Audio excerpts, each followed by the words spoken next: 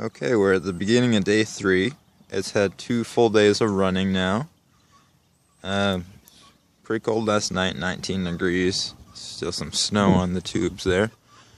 But yesterday, with all the clouds, we got up to full temperature and the relief valve opened up.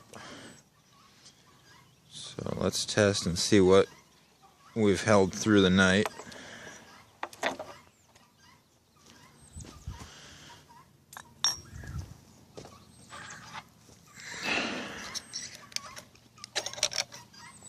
There.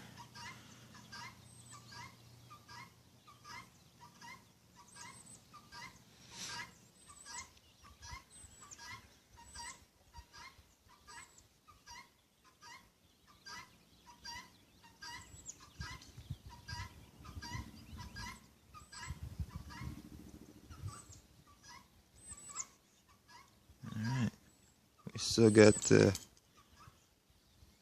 plenty of nice hot water in there.